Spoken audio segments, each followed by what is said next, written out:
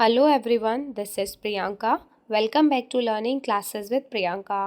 Friends, हम 2 दिन से क्लास नहीं कर पाए थे क्योंकि आप सब जानते हैं होली फेस्टिवल था। आप सब भी बिज़ी थे होली के फेस्टिवल में। आई होप आप सभी की होली अच्छी रही हो।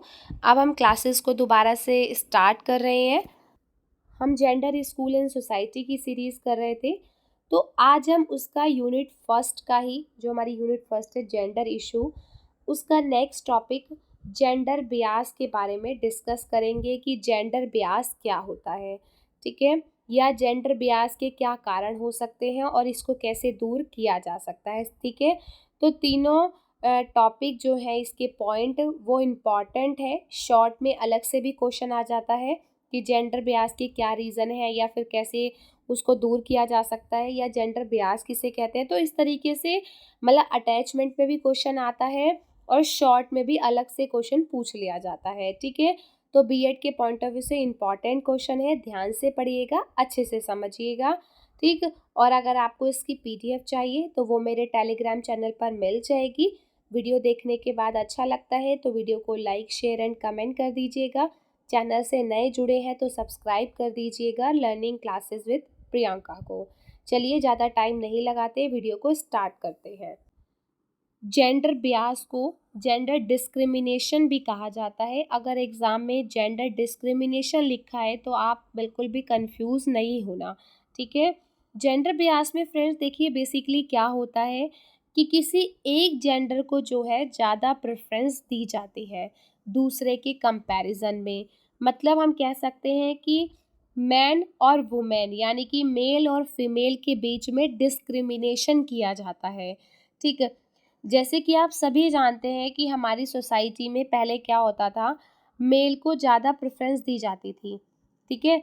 लेकिन आज के टाइम की अगर हम बात करें तो दोनों को इक्वली ट्रीट किया जाता है, क्योंकि इसका रीज़न एक बहुत बड़ा ये है क्योंकि जेंडर जो बायसनेस है वो धीरे धीरे ख़त्म हो रही है। और उसके ख़त्म होने का रीज़न क्या है? एजुकेशन, शिक्षा। क्योंकि आज लोग जो है पढ़ लिख रहे हैं, आगे बढ़ रहे हैं, हर किसी को इक्वल अपॉर्चुनिटी दी जाती है, हर किसी को इक्वली ट्रीट किया जाता है बिकॉज ऑफ एजुकेशन, ठीक है। अब आपको एग्ज़ाम में कैसे लिखना है कि आप ज़्यादा से ज़्यादा नंबर ला सकें, तो जेंडर बियास या gender discrimination refer to the unfair treatment of individual based on their gender, कि लिंग पूर्वाग्रह या लिंग भेदभाव, यानी कि जेंडर बियास को जेंडर डिस्क्रिमिनेशन भी कहा जाता है, जैसे कि मैंने आपको स्टार्टिंग में ही बताया। तो उसका मतलब क्या होता है? उनके लिंग के आधार पर उनके साथ अनुचित व्यवहार करना, अनफेयर ट्रीटमेंट करना किसी एक लिंग के साथ, ठीक है, जिसमें एक लिंग को अक्सर दूसरे से बेहतर माना जाता है, ठीक है। ये जो प्रॉब्लम है पूर्वाग्रह यानी कि जेंडर बियास की, ये महिला और पुरुष दोनों को अफेक्ट कर सकती है, दोनों को प्रभावित करती है। लेकिन अगर हम अपनी हिस्ट्री की बात करें तो हिस्ट्री में क्या होता था हमारे इतिहास में कि महिलाओं के साथ जो है असमान ट्रीटमेंट किया जाता था, मतलब इक्वली ट्रीट नहीं किया जाता था। लेडीज़ को, फीमेल्स को हमेशा आदमियों से कम दिखाया जाता था, ठीक है। कि उन्हें कहा जाता था कि जैसे हमने इसके बारे में अभी जेंडर्स के बारे में कितना कुछ आगे टॉपिक 2 वो कवर किए हैं कि हमेशा घर के अंदर रहो, घर के काम करो, बच्चों की देख-रेख करो, उनको एजुकेशन नहीं दी जाती थी, ठीक है। उनको इक्वली ट्रीट नहीं किया जाता था आदमियों के बराबर। तो इस तरीके से इतिहास गवाह है, कह सकते हैं हम इस बात का, कि महिलाओं के साथ हमेशा से ही असमान व्यवहार किया गया है, ठीक है।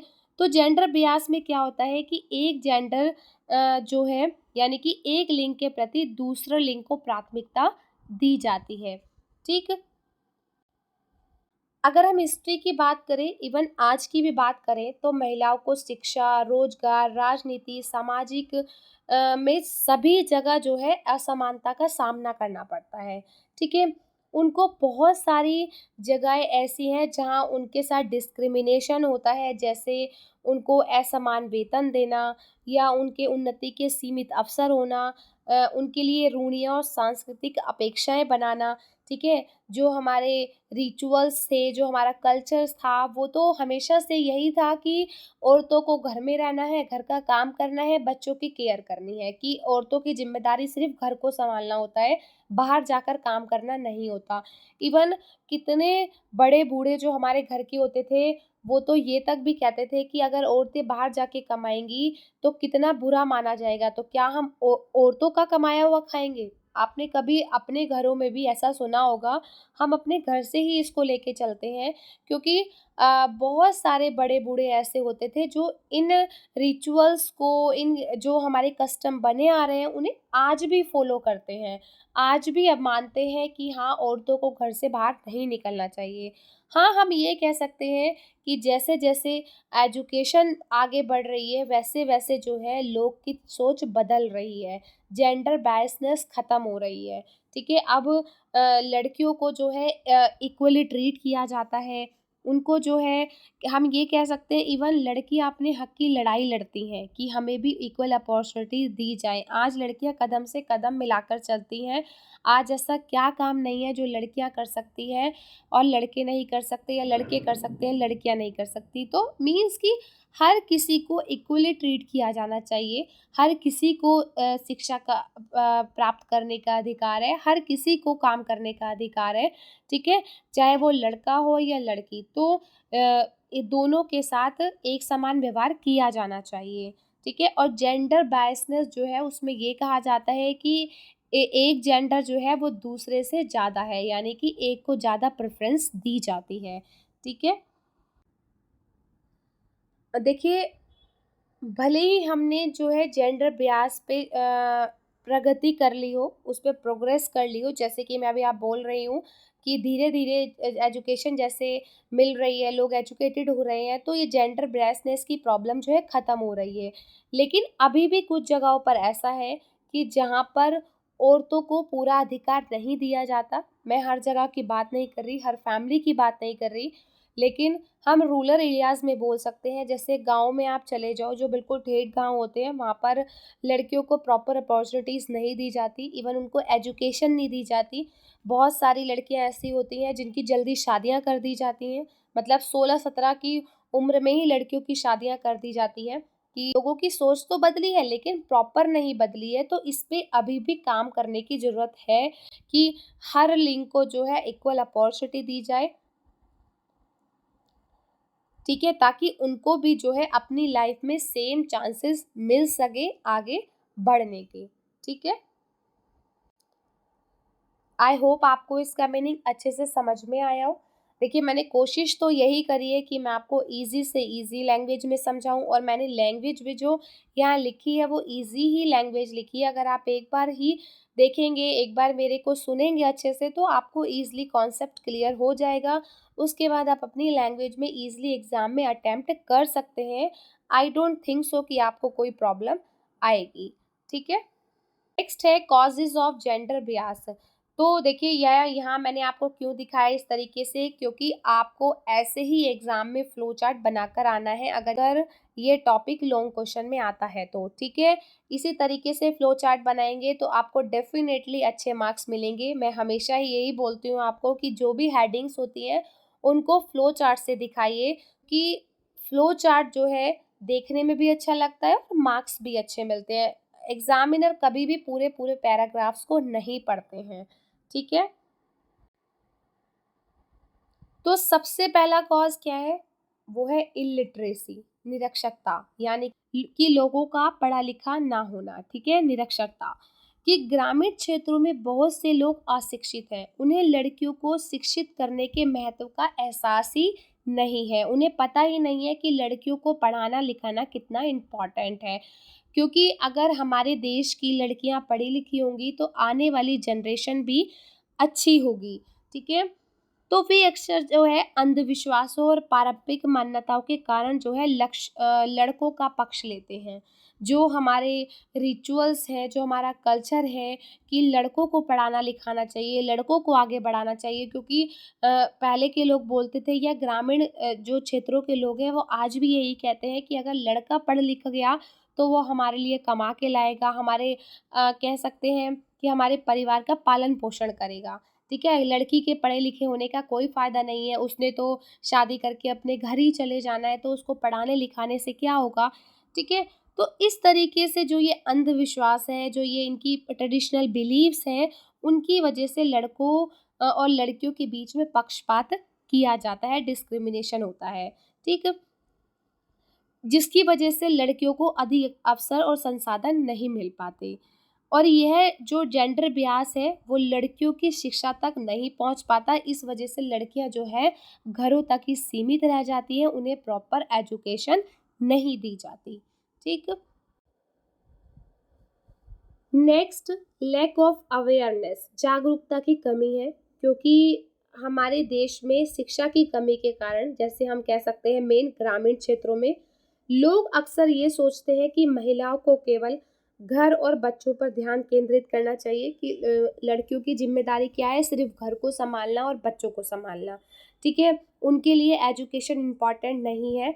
उनको तो, जैसे कि मैंने आपको अभी बताया था, कि शादी करके उनको तो अपने घर चले जाना है, अपने पति के घर में रहना है, तो उनके लिए शिक्षा को लेने का क्या फ़ायदा है।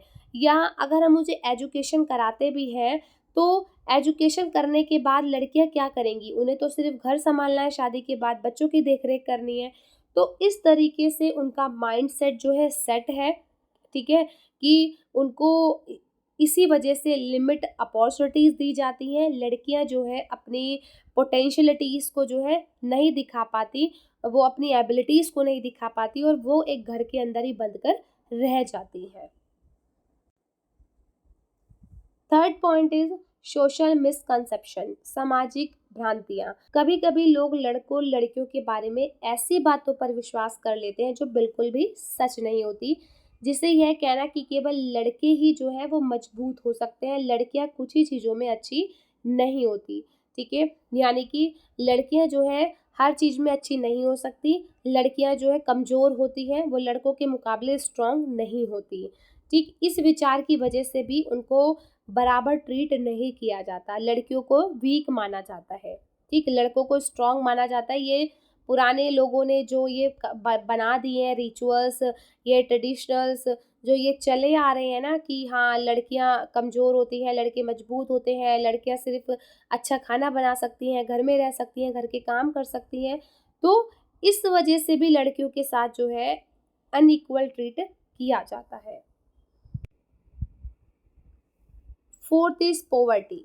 देखिए, गरीबी भी एक बहुत बड़ा कारण हो सकती है जेंडर बायसनेस का, क्योंकि आप ऐसे एग्जाम्पल ले सकते हैं कि अगर किसी फैमिली की फाइनेंशियल कंडीशन अच्छी नहीं होती, यानी कि फॉर एग्जाम्पल अगर हम अपने घर से लें कि हमारी फैमिली में कि हमारे फादर की अच्छी इनकम नहीं है, तो हमारे पापा की प्रेफरेंस क्या होगी, पहली कि लड़के को पढ़ाओ, लड़की को मत पढ़ाओ, ठीक है। या लड़की को पढ़ाना है तो उसे किसी छोटे मोटे स्कूल से, यानी कि किसी सरकारी स्कूल से भी पढ़ा सकते हैं, और लड़के को एक अच्छे स्कूल से पढ़ाते हैं, एक अच्छे इंग्लिश मीडियम से, प्राइवेट स्कूल से पढ़ाते हैं, क्योंकि भाई लड़की ने तो शादी करके अपने घर चले जाना है, ठीक है, लेकिन हमारे साथ तो हमारा बेटा ही रहेगा, हमारा बेटा ही जॉब करने के करेगा, और हमारे बेटा ही जॉब करके पैसे कमाएगा, और हमारा जो है देख रेख वही करेगा, ठीक है। तो एक ये भी रीज़न है जेंडर बायसनेस का, कि लड़कियों को जो है एजुकेशन नहीं दी जाती और पीछे रखा जाता है,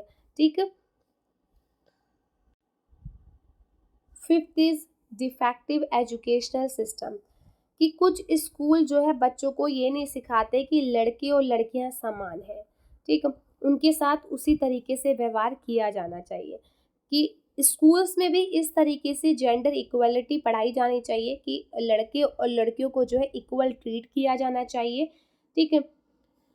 हम कह सकते हैं कि उनके जो पाठ्यक्रम, यानी कि जो करिकुलम है, जो लेसन्स प्लान है, जो टेक्स्ट बुक है, उसमें भी उसी टाइप की चीज़ों का यूज़ किया जाता है, जिसमें ये दिखाया जाता है कि जेंडर बायसनेस को, ठीक है, कि कुछ चीज़ें ऐसे करते हुए दिखाई जाती है जो अच्छी नहीं होती है, या जैसे जो हमारा करंट एजुकेशन सिस्टम है, वो इनकम्प्लीट एजुकेशन पर्पस है, उसका कोई उद्देश्य नहीं है, वेस्टेज और स्टेग्नेशन की प्रॉब्लम है, स्कूल्स की कमी है, इम्प्रॉपर इंफ्रास्ट्रक्चर है, यानी कि अनुचित बुनियादी ढांचा है, ठीक है, गर्ल्स के स्कूलों की कमी है। अगर लड़कियों का स्कूल और लड़कों का स्कूल अलग अलग होगा ना, तो भी पेरेंट्स जो है लड़कियों को स्कूल भेज देते हैं, क्योंकि रूरल एरियाज़ में आपने सुना होगा कि ऐसा होता है कि अगर लड़के लड़कियों का मतलब जो कंबाइन स्कूल्स होते हैं लड़के लड़कियों के, तो बहुत सारे पेरेंट्स जो है लड़कियों को नहीं भेजते कि लड़के मिसबिहेव करते हैं, कि हमारी बेटी के साथ कोई बदतमीजी ना हो जाए, तो इस वजह से वो भेजना पसंद नहीं करते लड़कों के स्कूल में। तो एक ये भी रीज़न हो सकता है कि लड़कियों के स्कूलों की कमी है, ठीक है, कि जेंडर बेस्डनेस की, ठीक। नेक्स्ट है पैट्रियार्कल सिस्टम, ये तो पितृसत्तात्मक व्यवस्था, ये तो हमने लास्ट टॉपिक ही पढ़ा है अपना कि पैट्रियार्की सिस्टम में क्या होता था, जहाँ पर मेल जो था उसको हेड ऑफ द फैमिली माना जाता था, यानी कि जो मेल था वही घर के रूल बनाता था, उन्हीं रूल को सब फॉलो करते थे। मेल को ज़्यादा प्रेफरेंस दी जाती थी। मेल को जो है फीमेल के कंपैरिजन में ज़्यादा इम्पोर्टेंस मिलती थी, घर के डिसीज़न मेल लेता था। जो मेल था उसको head of the family, family का हेड कहा जाता था, ठीक? ये था पैट्रियार्कल सिस्टम। तो इस वजह से भी जेंडर बायसनेस की प्रॉब्लम आती है, क्योंकि पुरुषों को महिलाओं की तुलना में जो है अधिक माना जाता है, ठीक है? इसका प्रभाव जो है सभी के व्यवहार पर पड़ता है। इसका मतलब यह हो सकता है कि महत्वपूर्ण निर्णय लेने में महिलाओं की उतनी भागीदारी नहीं होती जितनी पुरुषों की होती है, यानी कि महिलाओं को उतनी इम्पोर्टेंस नहीं दी जाती, उतनी इक्वल अपॉर्चुनिटीज़ नहीं दी जाती जो मेल्स को मिलती है।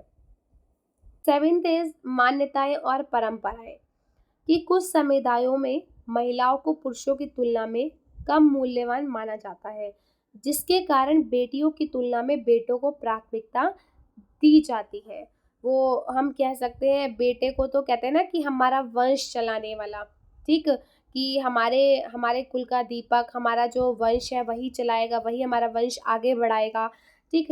तो पूर्वाग्रह इतना आगे बढ़ चुका है कि कुछ परिवार लिंग आधारित हिंसा का भी सहारा ले सकते हैं, यानी कि जिसमें कन्या भ्रूण हत्या या जन्म पूर्व लिंग चयन की प्रथा भी शामिल है, कि फीमेल इन्फेंटिसाइड और प्रीनेटल सेक्स सिलेक्शन भी इंक्लूड किया जाता है, ठीक है। यह भेदभाव लड़कियों और उनके अधिकारों और अवसरों से वंचित करता है, जिससे लैंगिक असमानता कायम रहती है।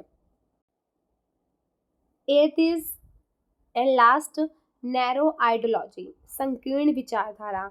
तो देखिए कुछ घरों में क्या होता है कि लड़के को अगर पढ़ाएंगे लिखाएंगे ना, तो लड़के जो है घर की जिम्मेदारी उठाएंगे, जिम्मेदार व्यक्ति बनेंगे, हमारे बुढ़ापे का सहारा बनेंगे, ठीक है।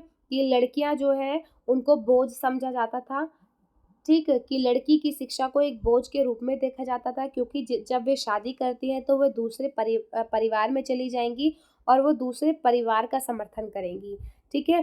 तो लड़कों को इसलिए भी ज़्यादा प्रेफरेंस दी जाती थी कि लड़कों को ये कहा जाता था कि हमारे बुढ़ापे का सहारा है ये, हमारे परिवार का वंश है ये, ठीक है, लड़के की ही जिम्मेदारी है, लड़का ही जिम्मेदार व्यक्ति है जो हमारे घर की देखरेख करेगा, हमारे घर का पालन पोषण करेगा, ठीक है। इस तरह की सोच लड़कियों के लिए अवसरों को सीमित करती है और उनके मूल्य और क्षमता के बारे में अनुचित रूढ़िवादिता को मजबूत करती है। चीज़ों को बेहतर बनाने के लिए हमें किसी को यह सिखाने की ज़रूरत है कि लड़के और लड़कियों के साथ एक जैसे व्यवहार करना महत्वपूर्ण है, चाहे कुछ भी हो। इसका मतलब है कि हमें अपने सोचने और कार्य करने के तरीकों को बदलना चाहिए, ताकि हम सभी जो है एक समान सफल हो सकें, एक समान जो है आगे बढ़ सकें। Measure to eliminate gender bias, लिंग पूर्वाग्रह को रोकने के क्या उपाय हैं, ठीक है।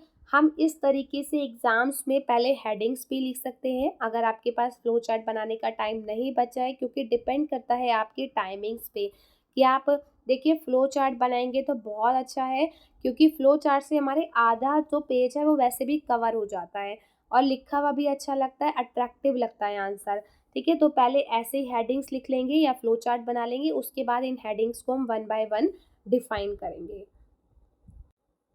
तो हम कैसे रोक सकते हैं जेंडर बियास को? सबसे पहले तो पॉइंट यही है कि लड़कियों को एजुकेशन दिलाना, उनकी एजुकेशन पर फोकस करना, ठीक है, ताकि उनको भी इक्वल अपॉर्चुनिटीज़ मिल सके, वो भी जो इस डिस्क्रिमिनेशन से जो है फ्री हो सके, उनको भी एक्सेसिबल मिल सके हर तरीके का, हर जगह का, ठीक है। और इक्वल अपॉर्चुनिटीज़ उनको भी दी जानी चाहिए, ठीक है। तो पहला पॉइंट तो यही है कि लड़कियों की शिक्षा पर जो है फोकस किया जाना चाहिए। सेकंड, स्प्रेडिंग अवेयरनेस, जागरूकता फैलाना। देखिए, अगर समाज में कोई भी गलत काम हो रहा है या कोई भी गलत चीज़ है, कोई भी बुराई है, तो उसको हम कैसे ख़त्म कर सकते हैं? लोगों को जागरूक करके, अवेयर करके, उसके बारे में बताकर, ठीक है। तो हमें ये बताना चाहिए कि सोसाइटी में कि लड़के और लड़कियों में डिस्क्रिमिनेशन करना कितना गलत है। इसका इफ़ेक्ट ना हमारी कह सकते हैं सोसाइटी पर पड़ता है, ठीक? हमारे आने वाली जनरेशन पर पड़ता है। तो कार्यशालाओं के माध्यम से, अभियानों के माध्यम से, मीडिया के माध्यम से उनको जागरूक किया जाना चाहिए। नेक्स्ट है प्रमोट इक्वल अपॉर्चुनिटीज़, समान अवसरों को बढ़ावा देना, कि ये ध्यान रखा जाना चाहिए कि जैसे उनको रोजगार, नेतृत्व की स्थिति या अन्य संसाधनों के अवसर सभी लिंग के लोगों के लिए समान रूप से उपलब्ध हों। यानी कि अनइक्वल पे जो उनको मिलती थी, जैसे अगर किसी कंपनी में लड़का और लड़की एक ही एजुकेशन से बिलोंग करते हैं, ठीक है, लेकिन लड़की को कम सैलरी दी जा रही है और लड़के को ज़्यादा सैलरी दी जा रही है, तो ये गलत है। क्यों भाई? क्योंकि हार्ड वर्क तो दोनों कर रहे हैं, दोनों ने एजुकेशन भी एक ही कर रखी है। कि अगर लड़का भी एमबीए है, लड़की भी एमबीए है, तो लड़की को पे क्यों कम दी जा रही है? लड़की की सैलरी कम क्यों है? जस्ट बिकॉज ऑफ कि वो एक लड़की है। तो हर किसी को जो है इक्वल अपॉर्चुनिटीज़ दी जानी चाहिए, ठीक है? उनको प्रमोट करके, उनको इक्वल अपॉर्चुनिटीज़ देके, ठीक है? नेक्स्ट, इक्वलिटी एंड इक्विटी, कि समानता और समता की नीति और प्राथमिकताओं में समानता होनी चाहिए, कि मतलब सभी के साथ एक जैसा व्यवहार किया जाना चाहिए। समानता में व्यक्तिगत जो ज़रूरतें हैं, जो परिस्थिति है, उनको संबोधित करके जो है ये सुनिश्चित करना चाहिए कि दोनों जो है एक समान है और दोनों को आगे बढ़ाने का प्रयास किया जाना चाहिए। प्रमोट जेंडर इक्वलिटी इन स्कूल्स, स्कूल में लैंगिक समानता को बढ़ावा देना, कि स्कूल पाठ्यक्रम में लैंगिक समानता को एकीकृत करें और सम्मानजनक और समावेशी वातावरण को बढ़ावा दें। जो हम इंक्लूसिव एनवायरनमेंट के बारे में, इंक्लूसिव एनवायरनमेंट हमारी हम बोल सकते हैं, ये हम पढ़ चुके हैं, ठीक है। तो हम सब जानते हैं इंक्लूसिव में क्या होता था, कि जहाँ पर जो है सभी टाइप के बच्चे पढ़ते हैं, तो उसी टाइप का एनवायरनमेंट क्रिएट किया जाना चाहिए जहाँ पर सभी स्टूडेंट को अपने अपने आप को वैल्यूएबल फील कराएं, ठीक है, उनको अच्छा लगे, उनको रेस्पेक्ट मिले, ठीक है। तो इसी तरीके का एनवायरनमेंट जो है स्कूल में, इसी तरीके करिकुलम अपनाया जाना चाहिए जहाँ पे लैंगिक समानता को जो है बढ़ावा मिले, यानी कि जेंडर इक्वेलिटी को, ठीक है। आई होप आपको अच्छे से समझ में आया हो। बहुत इजी टॉपिक है, एक बार में समझेंगे तो बहुत आसानी से समझ जाएंगे, दोबारा देखने की नीड नहीं पड़ेगी। और फिर भी अगर आपको कोई डाउट हो तो आप मुझे कमेंट सेक्शन में कमेंट करके पूछ सकते हैं। Definitely I will try my best कि मैं आपके डाउट्स को क्लियर करूं। तो चलिए, अपनी तैयारी को जारी रखिए, स्टॉप मत कीजिए, थोड़ा थोड़ा पढ़ लीजिए पूरा, ठीक है। पूरा दिन में थोड़ा बहुत भी पढ़ेंगे तो आप कुछ टॉपिक्स को ईजिली जो है एक दिन में कवर कर लेंगे। वीडियो लंबी लगती है तो आप स्किप करके देख सकते हैं, पर देखिए एग्ज़ाम से पहले अपने इम्पॉर्टेंट टॉपिक को कवर कर लीजिए। मैं आपको जो है पिछले 7 सालों के क्वेश्चंस के पेपर के बेस पर ही क्वेश्चंस करा रही हूँ, ठीक है। मिलते हैं अपनी नेक्स्ट वीडियो में। Bye bye and take care, and thank you so much for connected with my channel. Bye bye.